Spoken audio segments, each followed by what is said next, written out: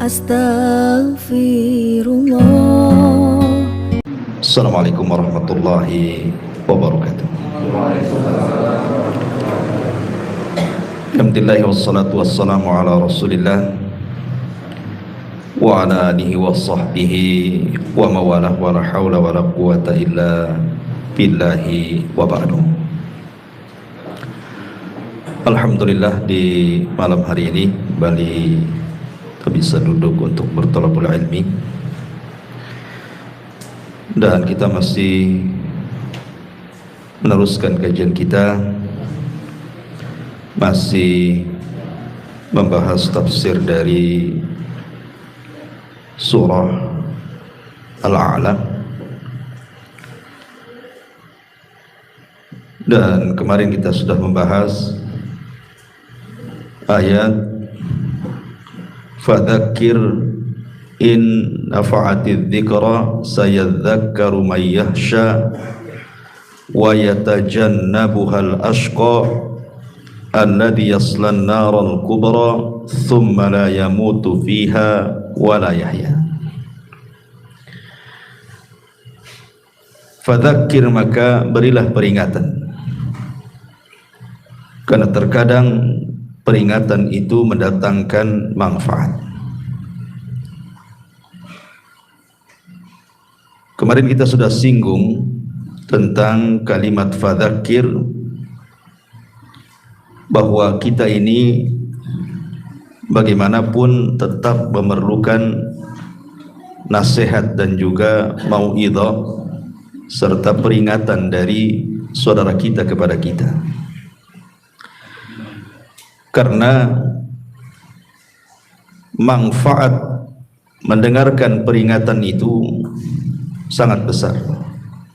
Masalahnya manusia itu kan terbagi menjadi 4 ketika mendapatkan peringatan, nasihat, wejangan. Pertama, boleh jadi mungkin nasihat dan peringatan itu bermanfaat bagi dirinya, kemudian bermanfaat bagi orang. Setelah dia mendapatkan nasihat, dia sadar, kemudian mengajak orang untuk sadar seperti dia. Kemudian yang kedua, bermanfaat bagi dia. Dia sadar dengan manfaat orang itu yang mengingatkan dirinya, tapi tidak bermanfaat bagi orang, hanya untuk dia saja. Dia tidak mengajak orang untuk tobat seperti dia. Yang ketiga, tidak bermanfaat sama sekali.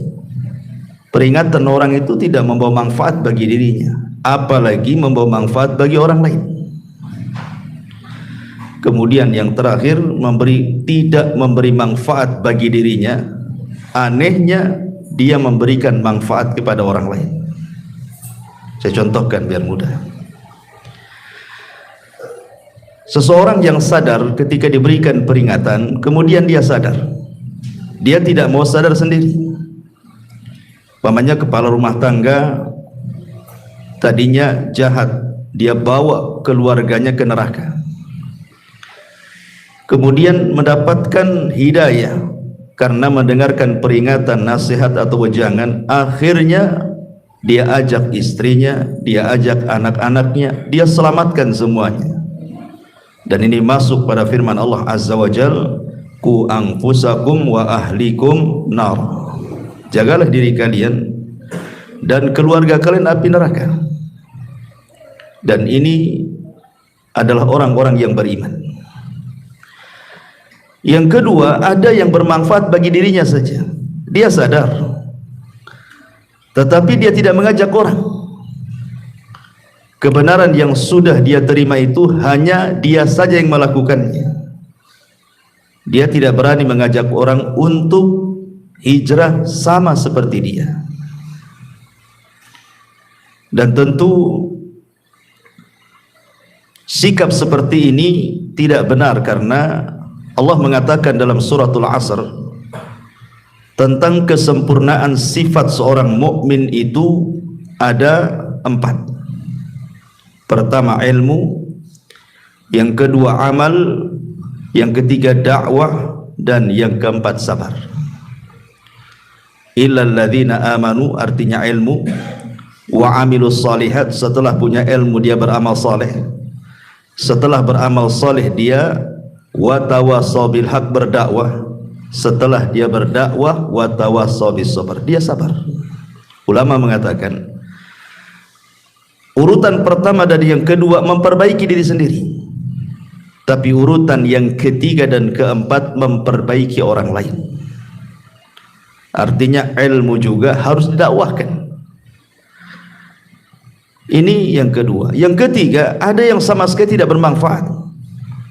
Mereka berpaling dari peringatan, seperti orang-orang kafir yang Allah katakan a'angdzartahum am lam tunzirhum la yu'min. Kau beri peringatan, mereka tidak diberi peringatan, tetap mereka tidak beriman. Jadi ada orang-orang yang luar biasa berpaling dari peringatan, tidak mau mendengar peringatan, dan ini bahaya karena ini akhlaknya orang-orang kafir. Kemudian yang keempat, tidak manfaat bagi dia, tetapi dia tularkan kepada orang lain.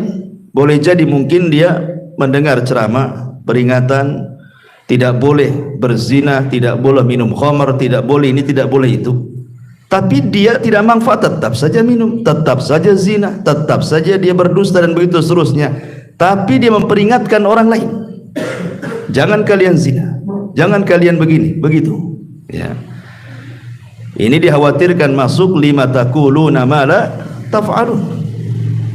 Kabura maqtan indallahi an taqulu ma la taf'alun. Jangan kalian mengatakan apa yang kalian tidak kerjakan, karena besar sekali maktan azab Allah itu bagi orang yang ngomong doang tetapi tidak mau mengamalkannya. Ma'asyiral muslimin yang dimuliakan Allah Azza wa Jalla, di antara bentuk zakir mencari peringatan atau mencari nasihat itu adalah dengan hadirnya di majelis ilmu. Kalau anda ingin mendapatkan peringatan, nasihat-nasihat, hadir di majelis ilmu. Karena orang yang jarang hadir di majelis ilmu itu sangat membahayakan, sangat-sangat membahayakan. Perhatikan firman Allah Subhanahu wa taala, Allah mengatakan, "Wa idza ma unzilat suratun nadhara ba'duhum ila ba'din hal yarakum min ahadin thumma sarafu sarafallahu qulubahum bi annahum qaumul la yafqahun." Dan apabila diturunkan satu surat, satu sama yang lainnya, maksudnya ketika turun wahyu kepada Nabi SAW, maka orang-orang musyrik itu memandang satu dengan yang lainnya, kemudian saling berkata, adakah seseorang dari kaum muslimin yang melihat kalian? Setelah itu mereka pun pergi. Allah memalingkan hati mereka disebabkan mereka adalah kaum yang tidak memahami wahyu. Dari sini istinbat ayat, kata para ulama, orang yang menjauh daripada majelis-majelis ilmu, berpaling secara badan, tidak suka mendengarkan ayat Al-Quran, hadis-hadis Nabi, ditinggalkan dia, maka Allah akan palingkan hatinya. Kalau sudah dipalingkan hatinya, ini bahaya. Nabi sendiri disebutkan dalam hadis Ummu Salamah, doa yang paling banyak diucapkan Nabi itu apa? Ya muqallibal qulub tsabbit qalbi ala din. Ini doa yang selalu dipanjatkan Nabi. Wahai Zat yang membolak-balikan hati, tetapkan hatiku di atas agamamu.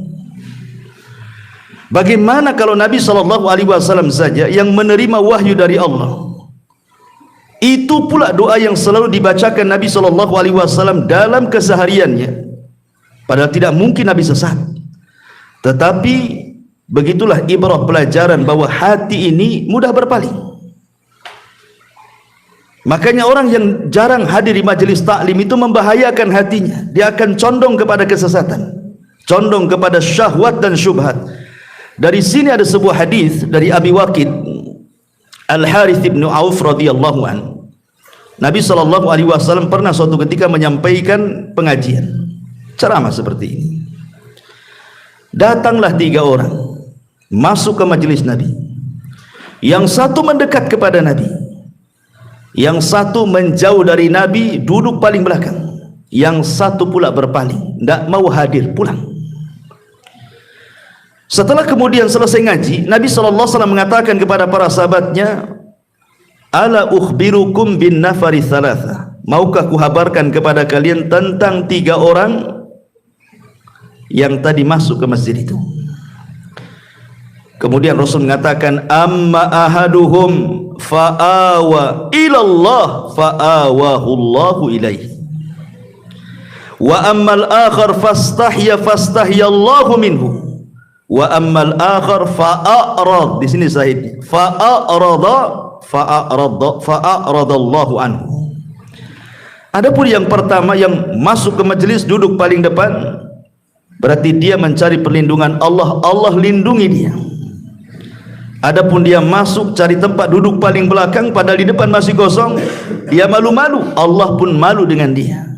Adapun yang berpaling, di sini syahidnya, adapun yang berpaling tidak mau masuk ke majelis Nabi, maka Allah palingkan sekalian badannya dan hati-hatinya. Dan kalau Allah sudah memalingkan dari hambanya, ini sangat membahayakan. Kenapa? Karena dia tidak akan mendapatkan rahmat dari Allah. Dia akan dijauhi dari rahmat dan didekatkan dengan laknat.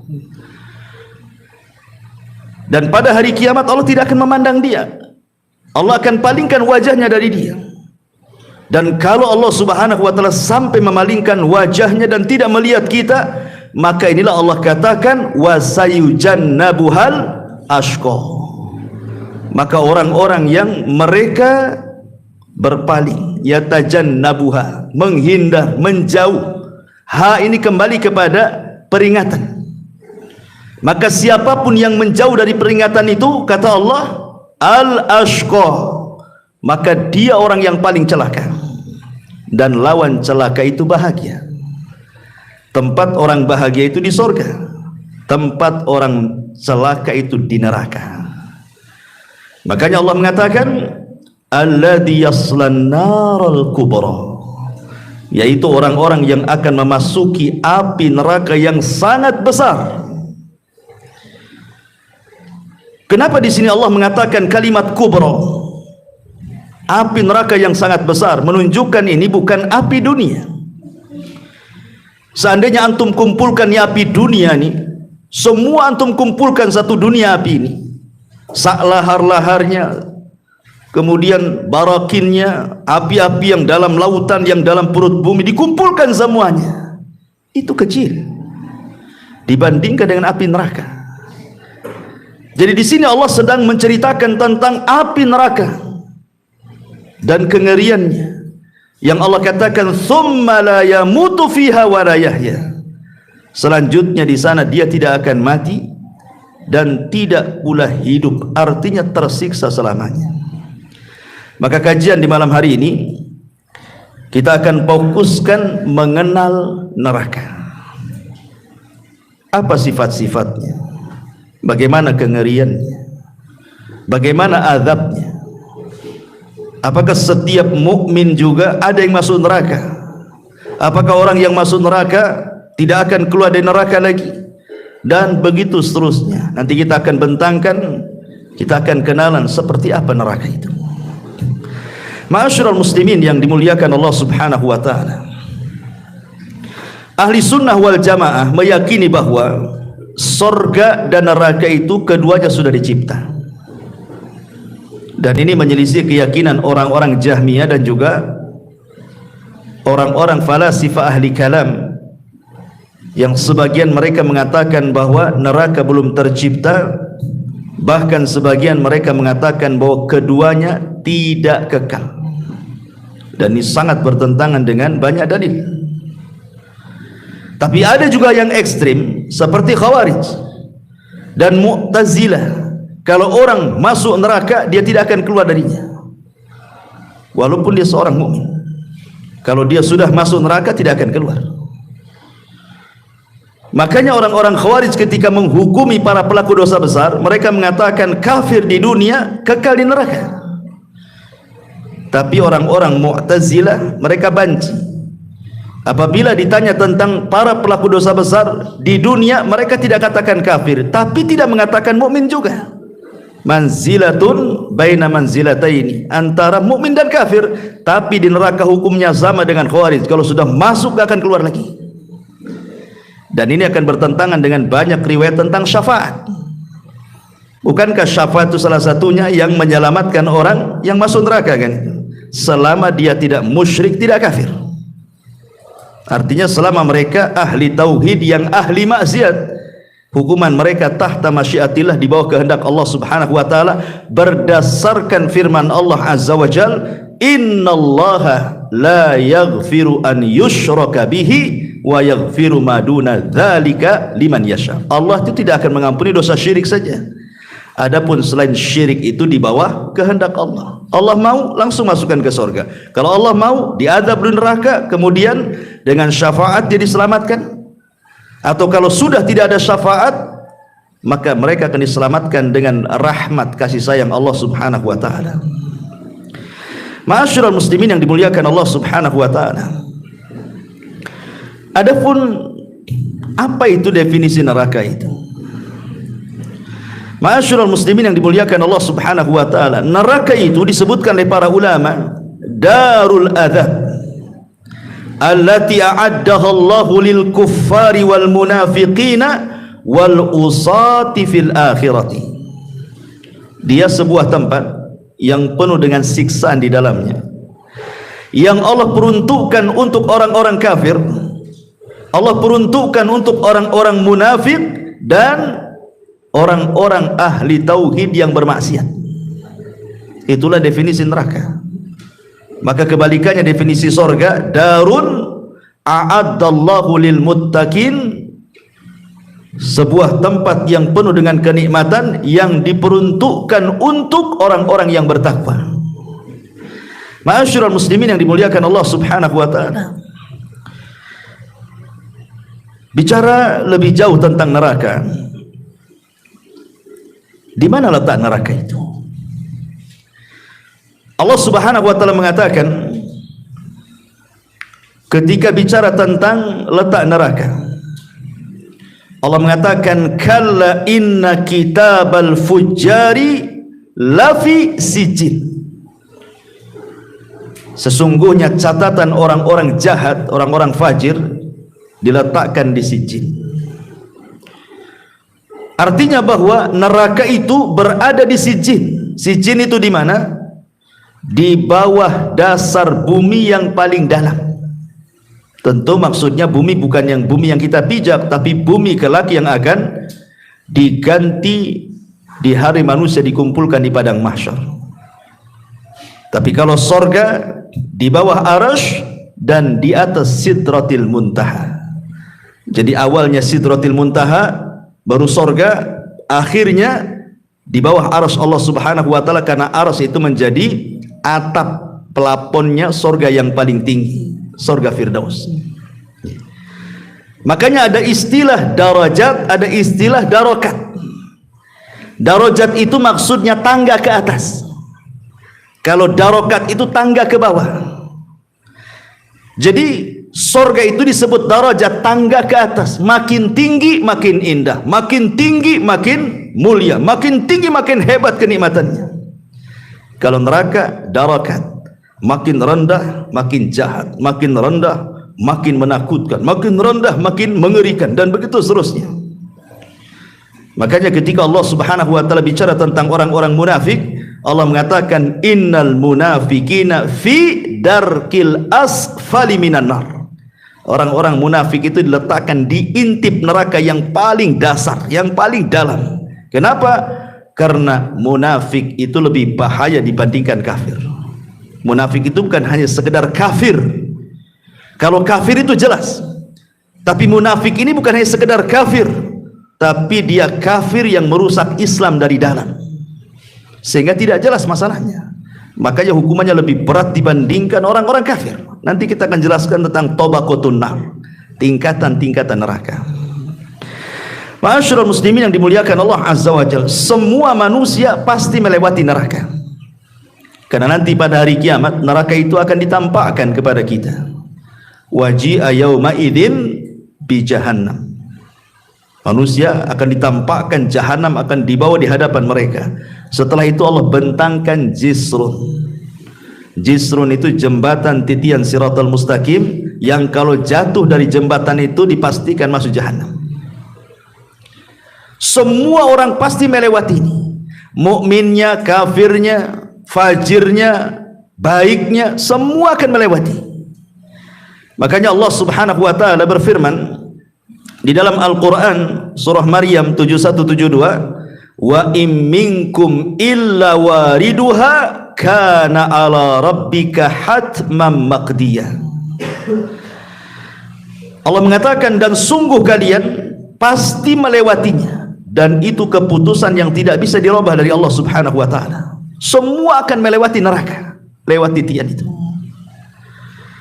Makanya Allah mengatakan, tsumma nunajjil ladzina taqaw wa nadhara adh-dhalimina fiha jithiya. Allah selamatkan orang-orang yang beriman yang menyeberang, tetapi Allah jatuhkan orang-orang zalim ke dasar jahanam.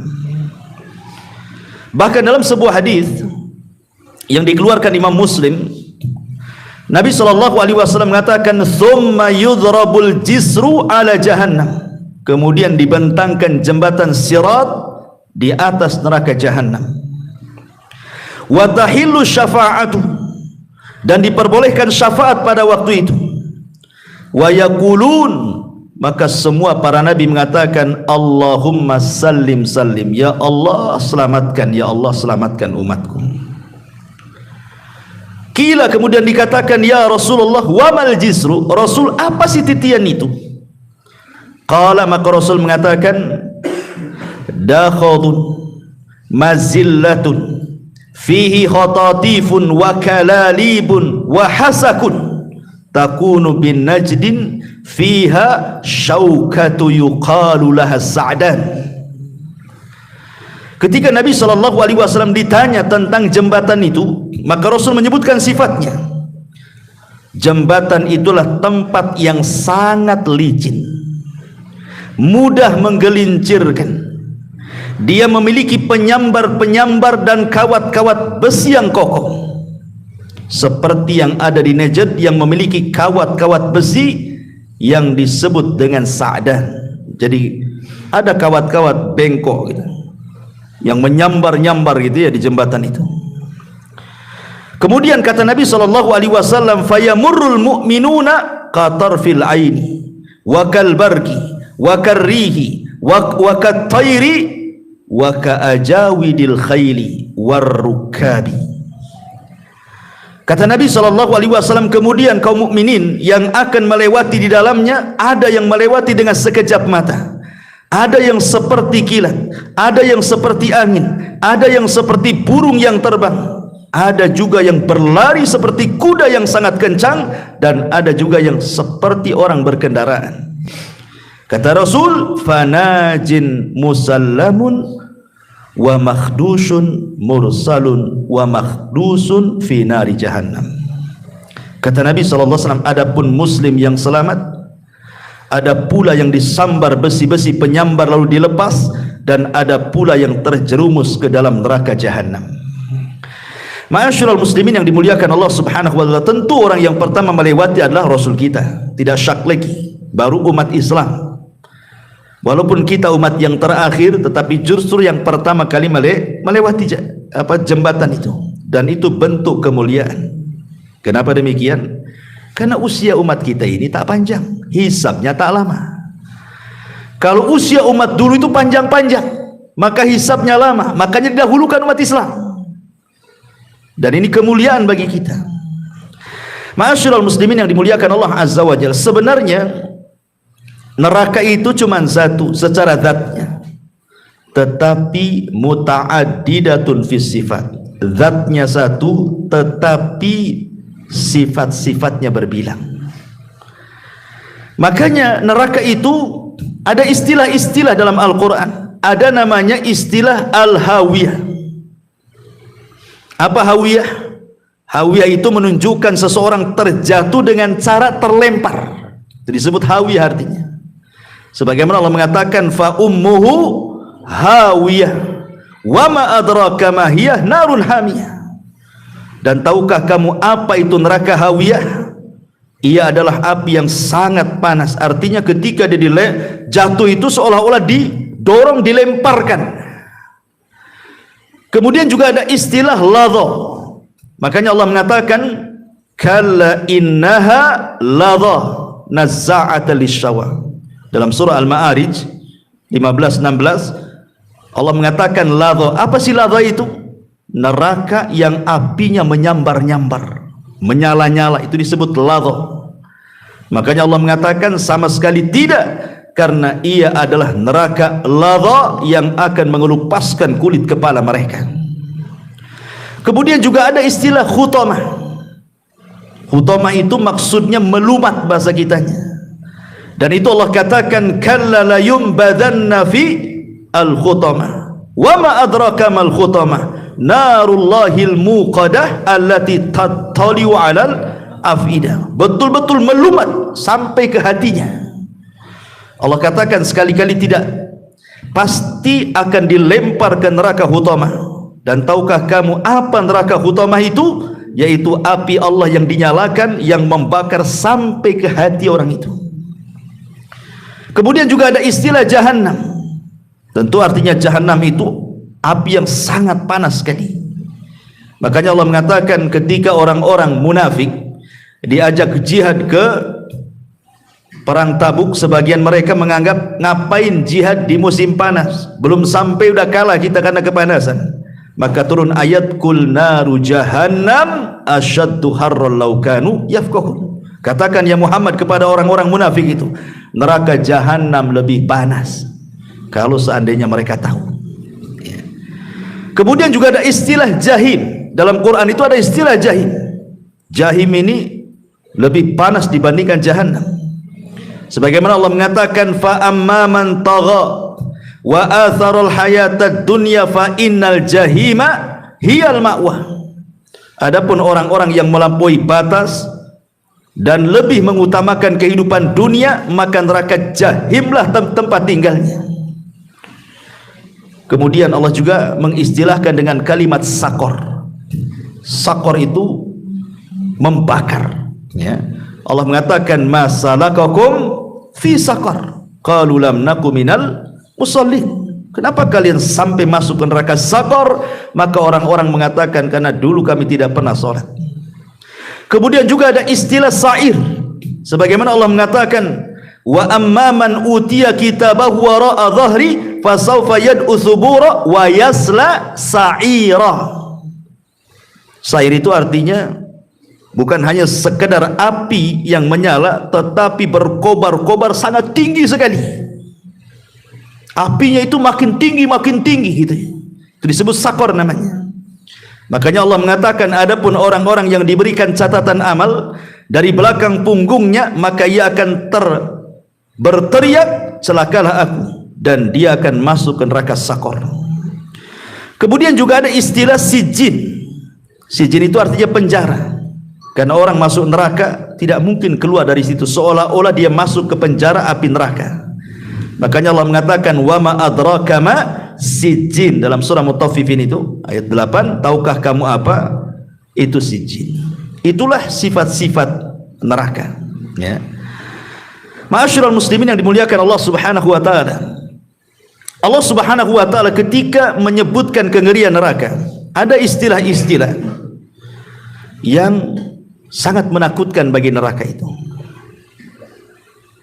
Terkadang Allah membahasakan dengan bi'sal masir. Apa bi'sal masir itu? Seburuk-buruk tempat kembali. Walilladzina kafaru birabbihim adzabu jahannam wa bi'sal masir. Surah Al-Mulk ayat 6. Dan orang-orang yang ingkar kepada Tuhannya akan mendapatkan adab jahannam, dan itu seburuk-buruk tempat. Di dunia ini seburuk-buruk tempat pun tidak lebih buruk daripada neraka. Sebutkan tempat yang paling buruk di dunia, tidak seburuk neraka. Bahkan ada istilah juga bi'sal qarar.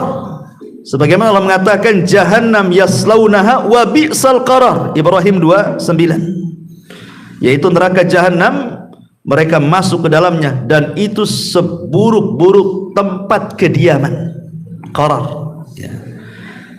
Terkadang Allah Subhanahu wa taala membahasakan dengan darul bawar. Sebagaimana Allah mengatakan, alam tara ilal ladzina baddalu ni'matallahi kufra wa ahallu qaumahum daral bawar. Surah Ibrahim ayat 28. Allah mengatakan, tidakkah kamu memperhatikan orang-orang yang telah menukar nikmat Allah dengan ingkar kepada Allah dan menjatuhkan kaumnya ke lembah kebinasaan. Allah bahasakan neraka dengan lembah kebinasaan. Ada juga bahasa Quran dengan menyebutkan bi'sal wirdul maurud. Apa itu? Seburuk-buruknya tempat yang akan dimasuki manusia. Sebagai Allah mengatakan dalam surah Hud ayat 98. Dan ada juga bahasa Quran dengan kata-kata daral fasikin, negerinya orang-orang fasik. Neraka itu negerinya orang-orang fasik, seperti yang disebutkan dalam surah Al-A'raf 145. Dan ada juga yang mengatakan asfala safilin, seperti dalam surah Tin. Asfala safilin itu artinya tempat yang paling rendah yang ada di neraka. Ada juga yang mengatakan su'uddar, tempat yang paling buruk. Ada juga yang mengatakan bi'sal mihad, tempat tinggal yang sangat-sangat buruk. Begitulah Allah istilahkan neraka. Artinya tidak ada satupun istilah kebaikan di neraka itu, semua buruk, gitu maksudnya. Makanya kenapa ketika Nabi SAW menceritakan tentang bi an'ami rajulin min ahli dunya wa huwa min ahli nar. Jadi ada seseorang itu ketika di dunia itu hidupnya nikmat sejak lahir sampai mati, tidak pernah ngeluh, nggak pernah susah, semua dicukupi nikmatnya. Tetapi Allah takdirkan dia termasuk penuh neraka. Akhirnya Allah celupkan ke neraka satu celupan saja. Kemudian Allah tanya orang ini, hal marrabika min ni'amin qad. Sekarang sudah kucelupkan kau neraka, masih terasa kenikmatan yang pernah kualami di dunia itu? Dia mengatakan tidak. Tidak ada kenikmatan lagi di kepalaku, katanya. Tidak bisa lagi. Kalau kita kan mungkin dulu pernah senang, kemudian susah, masihlah teringatkan. Zaman dulu masih senang, zaman dulu masih di atas, zaman dulu masih gaji besar, sebelum dipecat, sebelum di PHK, sebelum kebakaran rumahnya, sebelum kena musibah, masihlah teringat kenangan-kenangan itu. Tapi kalau orang sudah dicelupkan neraka satu kali, hilang blank sudah, seolah-olah dia tidak pernah merasakan kelezatan nikmat hidup di dunia itu. Itu baru satu kali celupan tuh. Lagi mana kalau dimasukkan di dalamnya tuh? Na'udzubillahi min dzalik. Ma'asyiral muslimin yang dimuliakan Allah Subhanahu wa taala, yang perlu kita ketahui tentang kengerian neraka ini, ikhwan. Apabila api neraka dinyalakan oleh Allah, maka api itu tidak akan pernah dipadamkan selamanya. Catat, apabila api dinyalakan, maka tidak akan pernah padam selamanya. Dan itu Allah katakan dalam surah At-Takwir 12, wa idzal jahimu su'irat, dan apabila neraka mulai dinyalakan. Dan Allah mengatakan dalam surah Al-Isra ayat 97, kullama khabata zidnahum sa'ira, setiap kali neraka kami padamkan, justru kami akan menambah nyala apinya. Makin hari makin bertambah, makin minggu makin bertambah, makin tahun makin bertambah. Sebagaimana surga, nikmatnya makin hari makin bertambah, nikmatnya makin hari makin bertambah. Maka neraka juga sama, semakin hari azabnya semakin bertambah. Na'udzubillah. Dan ingat, neraka itu bisa melihat, neraka itu bisa mendengar, dan neraka itu bisa bicara. Dalam hadis Abi Hurairah radhiyallahu an, Nabi SAW bersabda, yakhruju unuqun minan nar yaumal qiyamah, lahu ainani yubsiru bihima, wa udhunani yasma'u bihima, wa lisanun yantiqu bihi, fayaqulu ila wukilta bi thalathatin, inni wukiltu bi thalathatin, bi kulli jabbarin anid, wa bi kulli man idda'a ma'allahi ilahan akhar, wal musawwirin. Kata Nabi SAW dari hadis Abu Hurairah radhiyallahu anhu, akan keluar leher neraka pada hari kiamat. Dia memiliki dua mata yang melihat, dua telinga yang mendengar, dan satu lisan yang akan bicara. Artinya neraka itu melihat, mendengar, dan bicara. Kemudian neraka akan mengatakan, aku diberi tugas oleh Allah untuk mengazab 3 kelompok. Setiap orang yang sombong dan keras kepala, setiap orang yang berdoa kepada selain Allah bersama Allah, dan orang-orang yang menggambar, maksudnya menggambar makhluk hidup yang bernyawa. Hadis ini sahih dikeluarkan oleh Imam At-Tirmidzi. Bahkan dalam surah Al-Furqan ayat 12 Allah katakan, idza ra'aitahu min makanin ba'id sami'u laha taghayyudan wa zafira. Jadi neraka itu kalau melihat dan sangat marah kepada orang-orang yang Allah marah kepadanya. Jadi Allah semakin marah, neraka ikut marah juga sama orang itu. Makanya Allah mengatakan apabila neraka itu melihat mereka, orang-orang yang dimurkai Allah itu dari tempat yang jauh, mereka ahli nar mendengar kegeraman neraka dan suara yang menyala-nyala. Geram sekali neraka itu kepada orang yang Allah murkai itu. Menunjukkan neraka bisa bicara. Ya. Ma'asyiral muslimin yang dimuliakan Allah Subhanahu wa taala, bahkan tidak ada yang bisa menandingi siksaan neraka dengan siksaan dunia. Seperti apalah siksaan dunia? Paling tinggi dimutilasi kan. Siksaan dunia mungkin dibunuh pelan-pelan.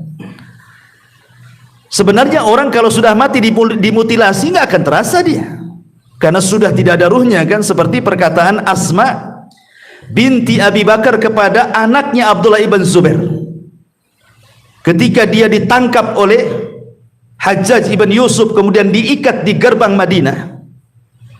Kemudian dia mengatakan kepada ibunya Asma, ya Ummi, bagaimana kalau Hajjaj itu memutilasi aku, memotong satu-satu badanku? Maka ibunya menenangkan, ya Abdullah ibn Zubair, bagaimana pendapatmu dengan kambing yang sudah mati, kemudian kau kuliti, kemudian kau potong-potong, apakah dia merasakan sakit? Seperti itulah jasad kalau sudah tidak ada ruh, mau dimutilasi kayak apapun, mau dipotong, mau dicongkel, mau dipotong kupingnya, mau ditarik lidahnya, mau dicopot kukunya, nggak akan terasa dia.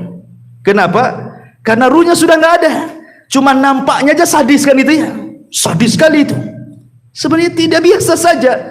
Ya. Orang yang mati tidak dimutilasi dengan orang yang mati dimutilasi itu sama saja sakitnya ketika dicabut ruhnya itu saja. Selebihnya tidak akan merasakan. Antum mau digeret dia dengan tambang, pakai mobil di tanah aspal, dari sini kena goyah pun dia tidak mungkin terasa. Ruhnya sudah nggak ada. Itu maksudnya. Dan kalau seandainya kita kumpulkanlah, coba raja mana yang paling bengis mengadab manusia? Ashabul Ukhdud, Fir'aun ketika membunuh bayi-bayi, Namrud ketika membunuh kesewenang-wenangannya, dan begitu seterusnya.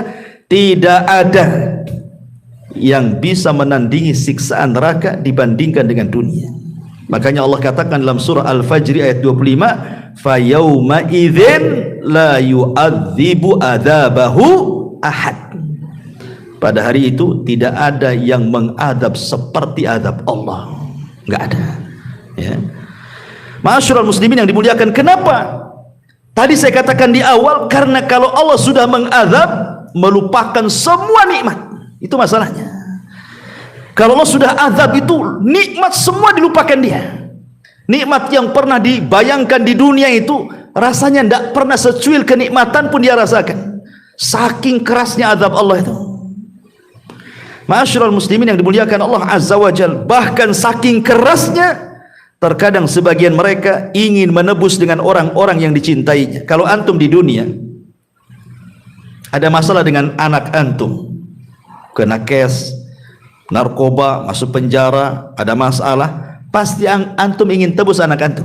Rata-rata kan begitu, orang kalau cinta dengan anak, walaupun dia salah masuk penjara, kalau bisa bayar uang cepat keluar. Itu di dunia. Kita akan menebus orang-orang yang kita cintai supaya tidak terkena musibah. Tapi di akhirat terbalik. Anak yang kita cintai siap dijadikan tebusan agar dia tidak disiksa di neraka. Coba bayangkan ya. Kalau bukan karena dahsyatnya kan, kalau di dunia kan terbalik ya. Kalau anak kita, istri kita ada masalah, kita berusaha cari uang, kita tebus supaya dia jangan sampai terkena masalah. Seperti yang dilakukan Zainab ketika suaminya menjadi tawanan Nabi SAW. Zainab sangat mencintai Abil As ibn Rabi, padahal Abil As itu masih kafir, tapi dia ingin menebusnya karena cintanya Zainab kepada Abil As. Diambilnya kalung itu, padahal kalung itu hadiah Zainab di waktu pernikahan Zainab bersama Abil As, dikirim kepada Nabi SAW untuk menebus suaminya.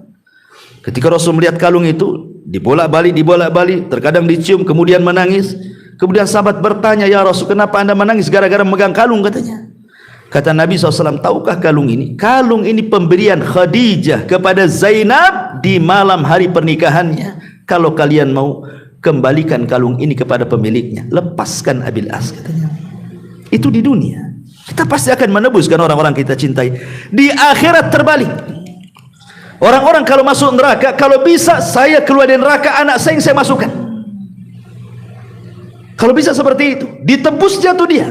Makanya Allah mengatakan dalam surah Al-Ma'arij ayat 11-14, yawaddul mujrimu lau yaftadi min adzabi yawma idzin bibani wa sahibatihi wa akhi wa fasilatihi allati tuwi wa man fil ardi jami'an thumma yunji, katanya.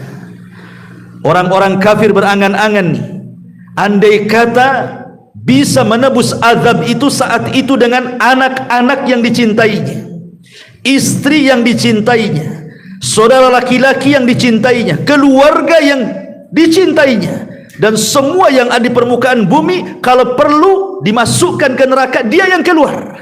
Coba bayangkan, sedemikian dahsyatnya itu neraka itu, sampai orang-orang yang kita cintai di dunia dikorbankan. Lihat Abu Lahab, ketika turun surah Tabbat yada Abi Lahabi wa tab, sampai kepada sayasla naran dzata lahab, dia susumber di hadapan kawan-kawannya dan mengatakan, kalau yang dikatakan Muhammad itu benar, bahwa aku akan masuk ke dalam neraka yang menyala-nyala, saya selana rong zatalahab, katanya. Aku banyak anakku sukses, katanya. Uangku banyak, hartaku melimpah, katanya. Aku bisa tebus neraka itu dengan anak dan hartaku. Allah katakan, ma'agna anhu maluhu wa makasab. Abu Lahab, anakmu gak ada manfaatnya, hartamu gak ada manfaatnya. Kalau kau sudah masuk neraka, tidak bisa jadi tebusannya. Ya. Ma'asyiral muslimin yang dimuliakan Allah Subhanahu wa ta'ala. Makanya kalau orang sudah masuk neraka, setiap hari mereka akan menjerit, terus akan menjerit. Itulah pekerjaan sehari-hari penduduk neraka itu, hanya menjerit, minta dikeluarkan. Makanya Allah Subhanahu wa taala sampai mengatakan dalam surah Fatir ayat 37, wahum yastarihuna fiha rabbana akhrijna na'mal salihan ghairal ladzi kunna na'mal, katanya. Mereka pun berteriak-teriak setiap hari dari neraka itu dan mengatakan, ya Rabb, keluarkanlah kami dari neraka. Kami janji kami akan beramal soleh, kami janji akan beramal soleh, amalan lain dari apa yang sudah kami amalkan, katanya. Manfaat? Tidak manfaat. Mereka menjerit-jerit tidak akan manfaat, karena mustahil. Karena Allah Subhanahu wa taala mengatakan, lauruddu la'adu limanuhu anhu. Seandainya Allah kabulkan permintaan orang-orang kafir itu yang mengatakan, ya Rabb kami, keluarkan kami, kami akan beramal saleh, maka Allah mengatakan, lauruddu la'adu limanuhu anhu. Kalau mereka Allah keluarkan dari neraka, dibalikan ke bumi, pasti kafir lagi. Katanya, pasti kafir lagi, katanya. Kata Allah, tidak mungkin.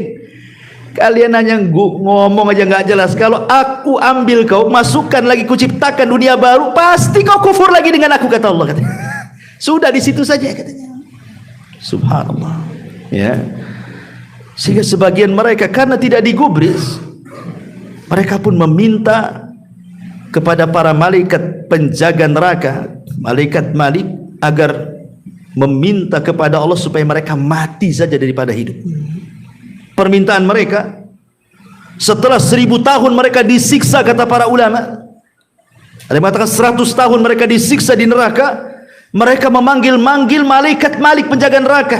Wa nadau ya Malik, dalam surah Zukhruf 77. Wa nadau ya Malik liyaqdi alaina rabbuk qala innakum makithun.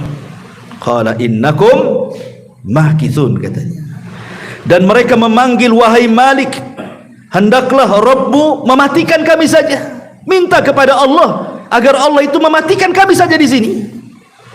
Malik berkata, sungguhnya kalian akan tetap tinggal di neraka. Enggak ada keringanan sedikit pun. Di dunia orang kena masalah, masuk pengadilan, terkadang ada keringanan. Bisa kita bayar para pengacara yang handal, yang hebat, yang orator. Sogok sana, sogok sini, ringan hukuman dia. Di akhirat lawyernya saja butuh lawyer, pengacaranya saja butuh pengacara. Nggak ada pengacara di akhirat itu, nggak laku. Ma'asyiral muslimin yang dimuliakan Allah Azza wa Jalla, kenapa kemudian mereka sampai menjerit-jerit minta dikeluarkan, lebih baik mati dibandingkan hidup? Karena mereka merasakan panas yang luar biasa.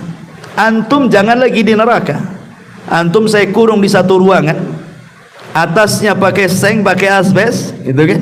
Jangan ada kipas, jangan ada AC, sehari saja kayak di sauna antum. Wah, ada sibuk antum kedua. Padahal cuman nggak ada AC, nggak ada kipas, nggak ada angin ventilasi, pengap di situ kan. Kita udah kesusah tuh. Semana orang ini udah betul-betul masuk ke api neraka, yang Nabi SAW mengatakan bahwa api dunia ini hanya satu bagian dari 70 bagian. Dalam riwayat yang lain 100 bagian api neraka. Itu saja kalau dinyalakan di dunia sudah terbakar satu dunia ini. Bagaimana kalau yang digabungkan 70-nya atau yang 100-nya itu, seperti apa panasnya itu? Ma'asyiral muslimin yang dimuliakan Allah Azza, makanya Allah mengatakan narun hamiyah, api yang sangat panas, api yang dipanaskan. Cukup tidak? Wa ashabus shimal, ma ashabus shimal fi samumin wa hamimin wa dhillum min yahmum, wa dhillun min yahmum. Apa kata Allah? Dan golongan kiri, siapakah golongan kiri itu? Dalam siksaan angin yang amat panas dan air yang amat mendidih dan naungan asap yang sangat hitam tebal. 3. Allah katakan angin. Jadi sudah panas. Biasanya kalau kita panas, anggaplah kita berdiri di tengah sawah, panas nih, terik matahari. Adalah angin yang mengurangi rasa panas, ya kan? Ada angin yang mengurangi rasa panas. Ini angin yang datang bukan mengurangi rasa panas, makin panas lagi. Atau orang umpamanya ingin bernaung, nggak ada pohon, paling cari awan. Ini awan, matahari sudah agak ke barat kan, biasanya awan menutupi matahari itu, ya, agaklah teduh sedikit. Rupanya bukan awan, asap pula membawa panas dari atas. Subhanallah, udah asap di atas bawa panas, angin pula bawa panas, dia pula di neraka yang panas. Seperti apa itu? Ya wajarlah orang itu menjerit-jerit, ya. Ma'asyiral muslimin yang dimuliakan Allah Subhanahu wa taala. Bahkan saking panasnya neraka itu, sampai ke bumi panasnya. Panasnya neraka itu loh sampai ke bumi. Makanya kenapa Nabi SAW melarang kita untuk sholat ketika matahari di atas kepala. Apa kata Rasulullah? Abridu bidzuhri, abridu bidzuhri, fa inna syiddatal harri min faihi jahannam, kata Rasul. Teduhkanlah, dinginkanlah pelaksanaan sholat duhur, biar dia tergelincir dulu matahari itu ke barat, agak teduh sedikit. Kenapa? Karena panas yang sangat terik di matahari di atas kepala itu adalah panas neraka jahanam yang dihembuskan ke dunia. Lihat, saking panasnya sampai kita rasakan ke dunia. Padahal jarak neraka dengan surga itu tak berantah. Ma'asyiral muslimin yang dimuliakan Allah Subhanahu wa taala, masalahnya neraka itu tidak semua panas. Ada juga yang dingin. Jangan salah. Tapi kalau sudah dingin bersangatan, siapa yang tahan kan? Coba antum 1 minggu di kulkas, apa enggak jadi es tuk-tuk? Subhanallah ya. Makanya Allah mengatakan, la yadzuquna fiha bardan wala syaraban illa hamiman wa ghassaqa. Mereka tidak merasakan kesejukan di dalamnya dan tidak pula mendapatkan minuman selain air minum yang mendidih dan air yang sangat dingin. Ghassak ini, kata para ulama tafsir mengatakan, dia adalah air nanah penduduk neraka yang sangat dingin. Kalau diminum itu membekukan semua badan, mematikan semua urat, mematikan jantung, semuanya mati. Dan kita saja ya, kalau punya penyakit gusi, minum, ambil es saja sedikit kan, mana rasanya? Nggak mau orang lagi. Sampai banyaklah iklan-iklan pasta gigi itu, kalau pakai ini nggak apa-apa, es dikunyah pun nggak apa-apa kan. Kita coba tetap juga sakit. Rupanya iklan saja. Masyaallah muslimin yang dimuliakan Allah Azza wa Jalla. Lihat hadis Nabi SAW mengatakan, ishtakatin nar ila rabbiha faqalat rabbi akalani ba'di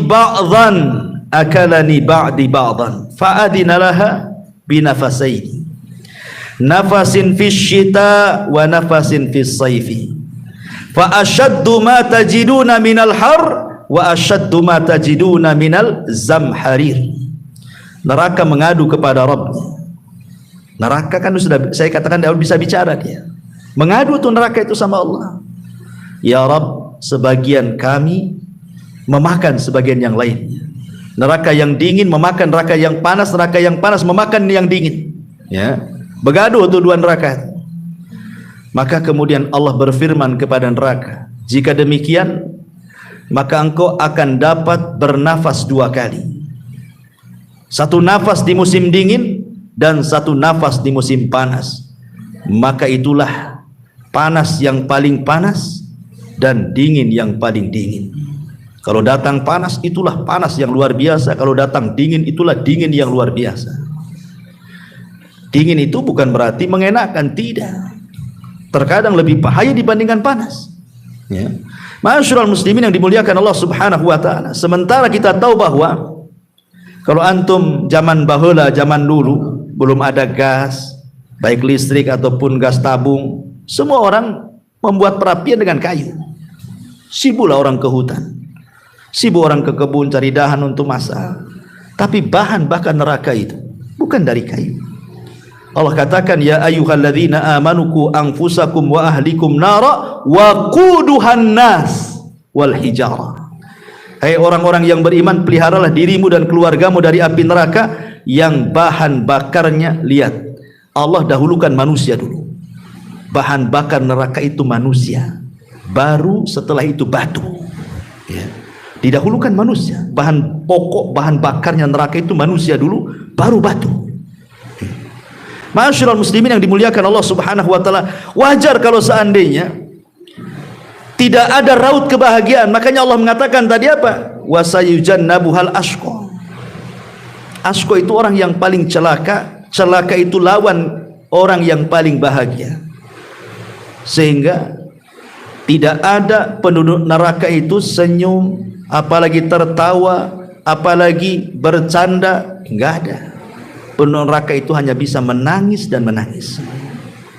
Perhatikan Allah mengatakan dalam surah Al-Anbiya 100, lahum fiha zafirun wa hum fiha la yasma'un.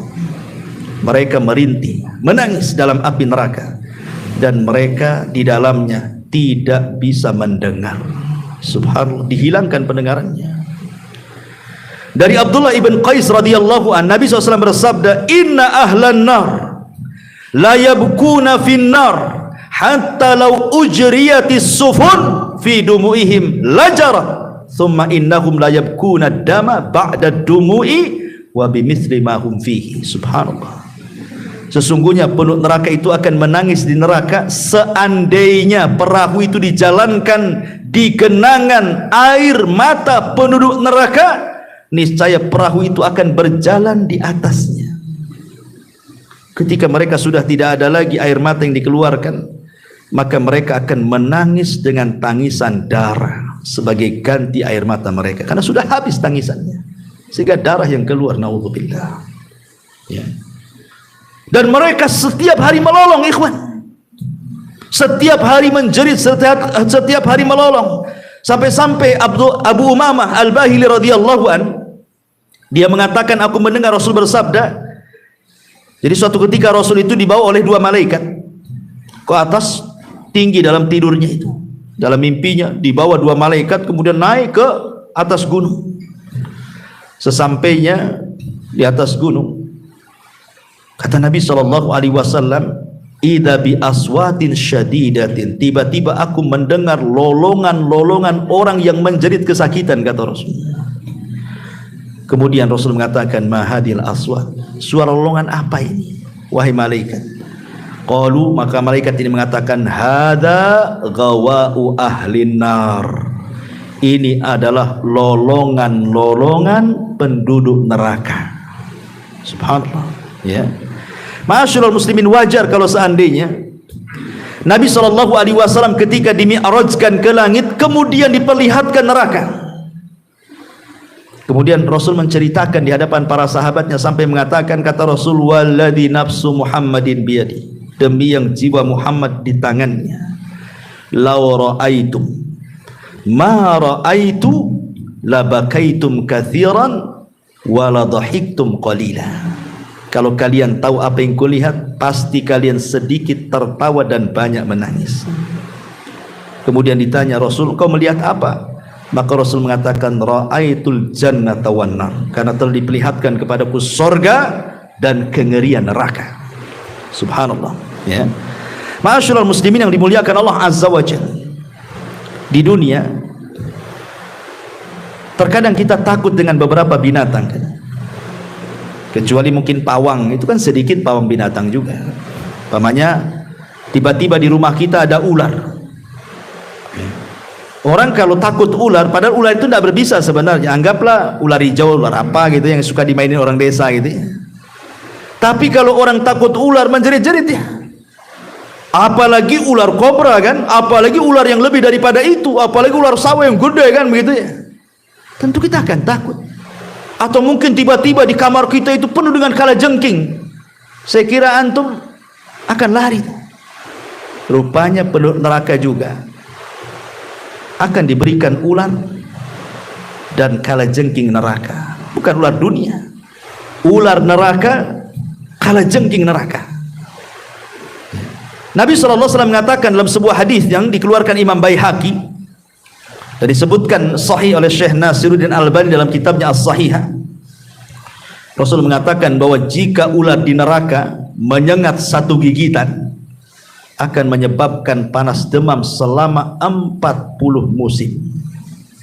Ya, kalau antum digigit ular neraka satu kali gigitan, maka demamnya 40 musim, artinya 40 tahun baru sembuh tuh dari demam. Demikian juga kalajengking neraka apabila menggigit satu gigitan, maka menyebabkan panasnya sama selama 40 musim. Coba bayangkan, tersiksa. Ya, kalau mati sekalian selesai kan enak. Tapi ini tersiksa 40 tahun gara-gara menahan sakit gigitan ular dan kalajengking itu. Dan itu di mana-mana ular dan kalajengking neraka itu. Ma'asyiral muslimin yang dimuliakan Allah Azza wa Jalla. Dan kalau kita lihat azab yang paling rendah saja sudah ngeri sebenarnya. Siapa azab yang paling rendah neraka itu? Abu Thalib.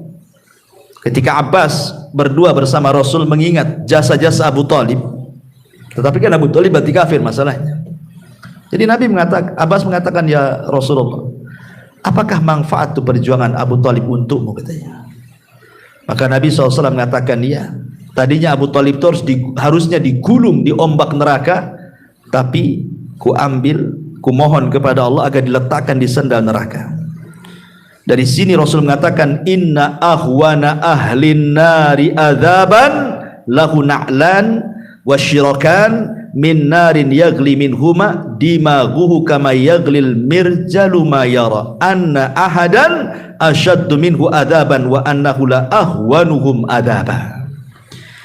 Penduduk neraka yang paling ringan siksanya adalah seseorang yang diletakkan memakai 2 sandal neraka yang memiliki 2 tali, kemudian otaknya mendidih karena panasnya sebagaimana mendidihnya air yang ada di kuali saat antum merebusnya. Orang tersebut merasa inilah siksaan yang paling berat, tetapi itulah siksaan yang paling ringan. Jadi siksaan paling ringan saja sudah dianggap siksaan yang paling berat gitu ya. Gimana yang lebih berat lagi? Oh, yang paling ringan saja yang merasakannya itu sudah paling berat kali itu adabnya. Subhanallah. Jadi wajar kalau seandainya neraka itu luar biasa, belum lagi kedalamannya. Neraka itu dalam sekali. Makanya hadis Abi Hurairah radhiyallahu anhu, suatu ketika Rasul pernah berkumpul bersama para sahabat itu mendengar ledakan, dentuman dum gitu ya. Rasul ngomong sama sahabat, kalian tahu dentuman apa ini katanya? Wajibah ini dalam bahasa Arabnya, dalam bahasa kita dentuman.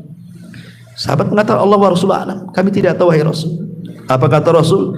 Hada hajarun rumiyah bihi fi nari jahannam mundu sab'ina kharifan fahuwa yahwi fi nari ilal an hatta intaha ila qa'riha.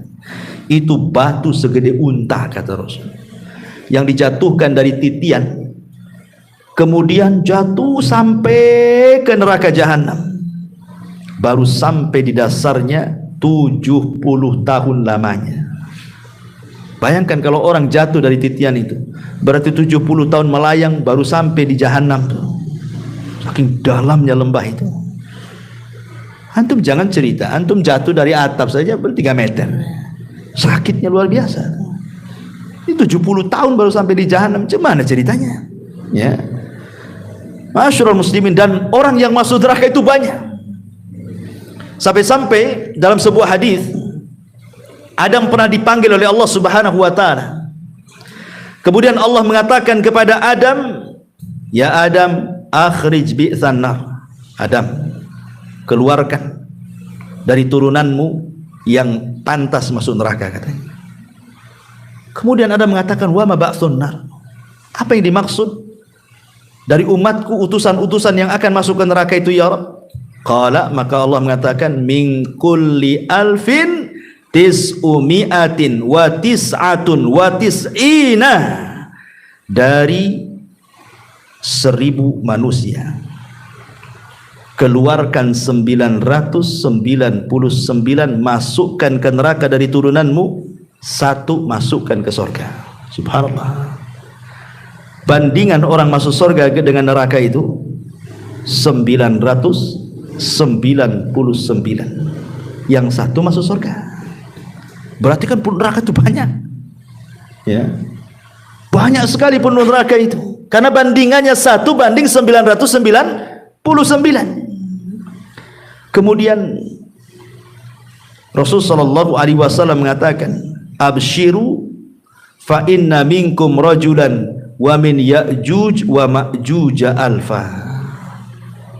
Bergembiralah kalian, dari 1000 itu 1 dari kalian, dan 999 dari Ya'juj dan Ma'juj. Artinya Ya'juj dan Ma'juj semua masuk neraka. Makanya kenapa Rasul mengatakan dalam hadis, Allah berfirman kepada Nabi Isa yang ketika itu sudah berhasil membunuh Dajjal, kemudian difitnah dengan keluarnya Ya'juj dan Ma'juj dan jebolnya benteng yang dibangun Dzulqarnain itu. Apa kata Allah? Wahai Musa, wahai Isa, sebaiknya kau bawa orang-orang yang beriman ke Bukit Tur. Kau jangan lawan mereka, kau tidak akan bisa mengalahkan mereka. Itu kaum yang tidak bisa diperangi dan tidak bisa dibunuh katanya. Sembunyi. Seorang nabi saja disuruh sembunyi melawan Ya'juj dan Ma'juj itu. Kenapa? Karena itu kaum tidak bisa dibunuh, tidak bisa diperangi. Logikanya ikhwan, antum loh kelahi, antum lawan 10 orang, jago kumpu manapun, kalau 10 orang kaulah antum. Mana ada? Makanya dalam Islam itu, kalau orang berperang kemudian lebih dari 2 boleh lari. Umpamanya ini perang nih, musuhnya kita kaum muslimin 100, musuhnya 300, boleh lari. Dan itu tidak termasuk lari dari peperangan. Tapi kalau musuhnya 2, tidak boleh lari. Mi'atun yaglibuna mi'atain. Al-ana khaffafallahu ankum wa alima anna fikum dha'fa. Sekarang Allah ringankan. Ya, bukan 1 lawan 10 lagi, 1 lawan 2 saja. Karena tahu kami mengetahui kalian itu lemah. Dari sini dibatasi bahwa kalau dalam pertempuran muslim dan kafir, musuh antum 2 orang, tidak boleh lari. Kalau lari masuk dosa besar, lari dari peperangan. Tapi kalau lebih dari 2 nggak apa-apa. Nah, antum menggunakan jurus kaki 3000 langsung, nggak masalah. Ya, kenapa? Musuhnya 3, boleh lari lah kan begitu.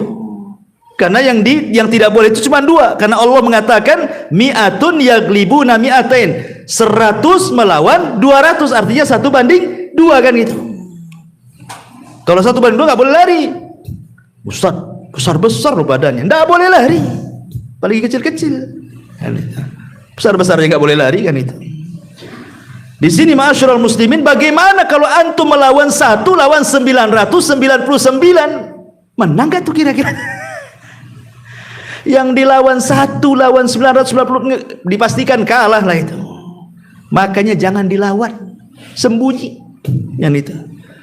Ma'asyiral muslimin yang dimuliakan Allah Azza wa. Tetapi walaupun demikian, neraka itu penuh neraka itu sebanyak itu, tetap neraka itu akan menampung semua ahli neraka. Kenapa? Karena besarnya neraka itu. Sampai-sampai ketika Allah mengatakan halim tala'ti wa taqulu hal mim mazid. Ketika penduduk neraka sudah masuk neraka jahanam semua tuh, sudah penuh, orang-orang itu sudah masuk neraka semua, Allah mengatakan halim tala', masih ada tempat longgar di situ. Ya. Untuk 2 orang 3 orang lah masuk di situ. Apa kata jahanam? Hal mim mazid. Ya, ada tambahan, masukkan saja ya Rabb katanya. Masukkan saja. Padahal penduduk neraka itu subhanallah, badan mereka itu dibesarkan oleh Allah. Jadi badan mereka itu bukan seperti penduduk sorga. Kalau penduduk sorga itu badannya seperti siapa? Nabiullah Adam kan. Ya, Nabiullah Adam alaihi salatu wassalam 30 hasta, artinya 30 meter kan. Tapi penduduk neraka itu besar sekali. Gigi gerhamnya saja segede gunung Uhud. Gimana mulutnya? Gimana kepalanya? Gimana badannya? Ya, besar sekali. Tapi badan sebesar itu gitu ya, dari sejak zaman Adam sampai yang terakhir mati, berapa jiwa manusia, miliar triliun jiwa tuh yang masuk neraka itu. Ketika Allah mengatakan halim tala'ti, sudah penuh wahai jahanam, kata jahanam hal mim mazid, masih ada tambahan ya, masukkan saja katanya. Ya, besar. Bagaimana tidak besar? Rasul mengatakan ketika jahanam itu digeret, memiliki tali kekang berapa? 70.000 talinya tuh.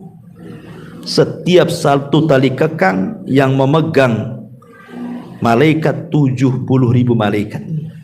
Talinya 70.000, setiap satu tali yang menggeret 70.000 malaikat. Berapa miliar malaikat yang menarik jahanam itu? Logikanya, ya kan? Besar sekali jahanam itu. Makanya dari sini ma'asyiral muslimin yang dimuliakan Allah Subhanahu wa taala, belum lagi kita cerita-cerita tentang azab batin, tersiksa, belum lagi kulit mereka terkelupas, kullama nadijat juluduhum baddalnahum juludan ghaira, setiap kali kulit mereka terkelupas dibalikin lagi seperti ketika Rasul bercerita tentang azab kubur. Ini baru azab kubur loh. Rasul kan pernah bermimpi tentang azab kubur, di mana ada orang yang diterlentangkan, kemudian di sampingnya ada orang berdiri bawa batu, kemudian batu dihantamkan ke kepalanya sampai hancur. Kemudian orang ini pergi cari batu lagi, setelah kembali kepalanya balik lagi, dihantam lagi, hancur lagi, cari batu lagi, pas balik lagi seperti itu. Subhanallah. Coba, ini baru azab kubur, kata pensyarah, karena hadis dalam Sahih Bukhari, dalam Fathul Bari, ini cerita azab kubur tuh. Gimana cerita azab neraka? Itulah firman Allah surah An-Nisa, kullama nadijat juluduhum badalnahum juludan ghairah liyadzuqul adab. Setiap kulit mereka terkelupas, terbakar, mati, balikin lagi ke awal, balikin lagi ke awal. La haula wala quwata illa. Sampai kapan? Ya. Sampai mereka merasakan azab Allah Subhanahu wa taala betul-betul. Tapi ya tergantung orang masuk neraka itu kan. Ada yang boleh jadi mungkin setahun dikeluarkan, 2 tahun dikeluarkan, 100 tahun dikeluarkan, tergantung dosanya kalau dia orang mukmin yang bermaksiat kan itu. Tapi jangan pula kemudian ada istilah, saya pernah dengar seorang artis mengatakan, ya nggak apa-apa saya masuk neraka biar saya ketemu Lady Gaga katanya. Subhanallah, ketemu Lady Gaga pula di neraka katanya. Kok bisa ngomong begitu? Dia kira satu hari neraka itu kayak apa? Dicelupkan sedikit saja itu sudah hilang nikmat dia di dunia itu. Na'udzubillah, kok bisa ngomong begitu? Jadi candaan kan? Kurang ajar mulutnya orang ini. Ya, perlu disobek nggak? Ya. Ma'asyiral muslimin yang dimuliakan Allah Azza wa Jal, dan banyak lagi pembahasan neraka ini. Pertama suara sudah soak gitu. Yang kedua hujan juga. Mungkin kita dan yang lebih pas sudah 9:30. Itu ya. Mungkin ini saja yang bisa sampaikan. Mudah-mudahan sebagai pengetahuan tentang apa itu neraka dan kengerian. Subhanallah bihamdika asyhadu an la ilaha illa anta astaghfiruka wa atubu ilaik. Allahu ta'ala alam. Assalamualaikum warahmatullahi wabarakatuh.